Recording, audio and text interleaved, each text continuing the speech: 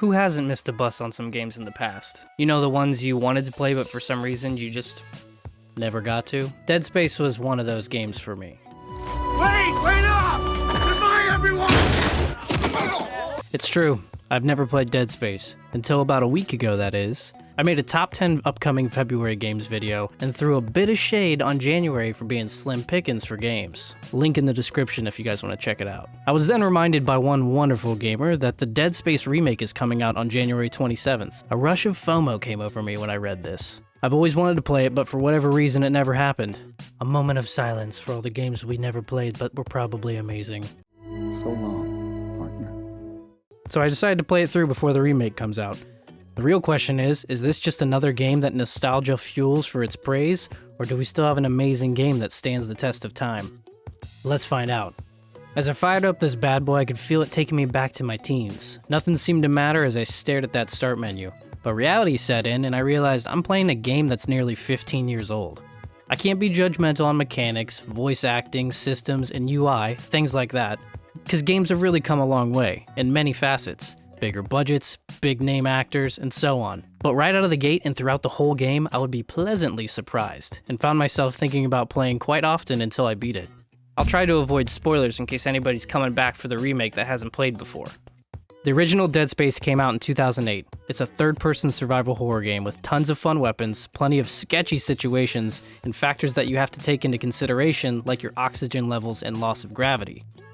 You play as Isaac Clarke, an engineer part of a rescue crew that has recently received a distress signal from a mining ship that cracks planets and extracts resources. They've lost contact with them and are going in blind. Not a good sign, am I right? Long story short, you board the mining ship, can't find anyone, then all hell breaks loose.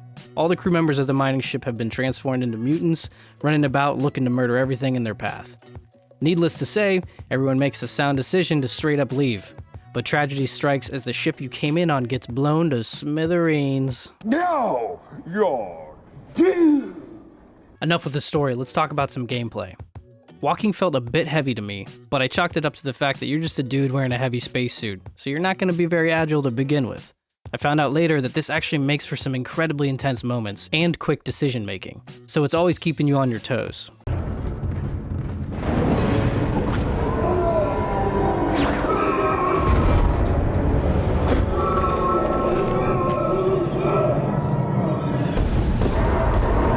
Instead of being able to dodge or roll out of the way, they make you think about how to utilize those weapons you have at your disposal. I ended up really enjoying how this functioned.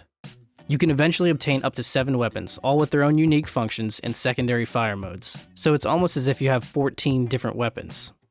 Some are better up close, others from a distance, and of course, ones that are just decent all around.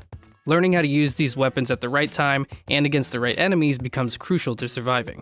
Another factor to this is that ammo takes up inventory slots, so you have to manage that along with oxygen reserve tanks, healing items, and stasis regeneration items. I'll talk about stasis and your other ability here in just a bit.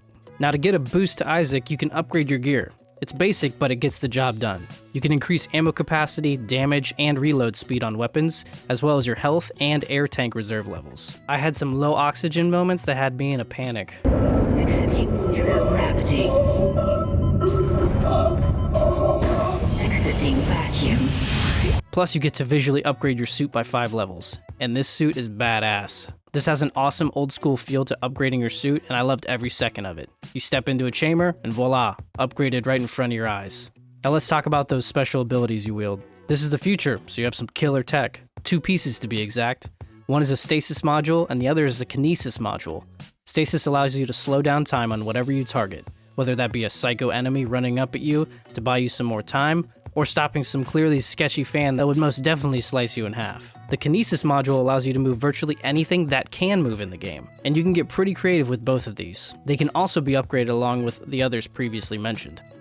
Dead Space is a linear game, ultimately one path leading you to the end. But one thing that I liked a lot was that you are in a spaceship, and it very much makes you feel that way.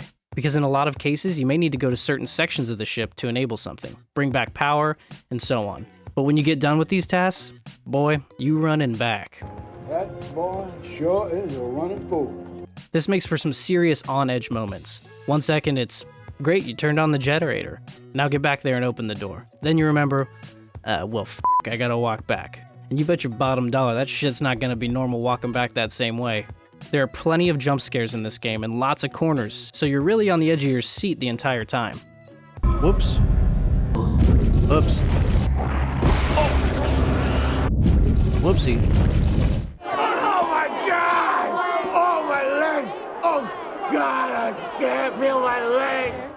I think one of the biggest highlights to Dead Space was that I never felt like it got repetitive. There was always some new obstacle to overcome, along with some brain teasers on how to kill something or get into the next area. And the story was amazing. I loved characters, others I hated, and there was massive plot twists, which are always a treat. And uncovering the story behind this whole mess was really well done, peeling back more and more as the story progresses, which is what made me want to keep going. You find information out slowly, but in a very well done manner, which gives you the itch to keep coming back to play. I really enjoyed the combat, and it was a good challenge, but the story was what kept me coming back. I wanted to get to the bottom of things and figure out what was really going on. So maybe you could guess by now, but my verdict is no, this is not just nostalgia. This game is incredible and absolutely deserves the remake it's getting, and you can bet I'm about to be playing this remake too. Speaking of the remake, before we wrap things up, let's talk a bit about what's changing from the original. There are actually quite a few changes, but we'll just cover a few of them quickly, and not go into too much detail. Putting aside the obvious graphic updates, probably the first thing fans will notice is Isaac now has a dialogue, and it's the same actor who voiced Isaac in Dead Space 2 and 3. I think this is a cool addition to the already existing dialogue and cutscenes, so now we can hear him speak back to his other crew members. I just hope he doesn't talk through gameplay. They also changed up how zero gravity areas work. Before you could only pick one spot, leap, and magnetize to it, but now you have a propelling system that allows you to maneuver around wherever you please, kind of like Dead Space 2 from what I understand. With this, they added more loot and places to discover, so you might actually spend more time in these zones than you think. Speaking of new areas, previous locked areas will now be available, quite literally adding brand new places to explore, and utilizing a new security clearance system that prevents you from entering areas but making you head back to see what you might have missed once you've been cleared. Here's why this is cool, and I'll definitely be backtracking to check these places out. You now have weapon modifiers, and these can be looted around the station. You can alter your playstyle with things like ricocheting saw blades on the Ripper, or damage over time modifiers to the plasma cutter. In addition to weapon mods, you'll find that the secondary fire abilities got some reworking too, making them more useful than the original. I feel like a majority of the secondary fire modes were rarely used for me, so this one's super exciting. And that's just a taste. There are more changes than that, but I could make a whole video on changes alone, so maybe I'll save that for the follow-up. Well, I already got this sucker pre-ordered and I can't wait to play through it again. I'm also excited to hear from some people who didn't play originally like me, but are just jumping straight into the remake. No doubt it won't disappoint. As always, thank you guys for sticking around, and I'll see you in the next one.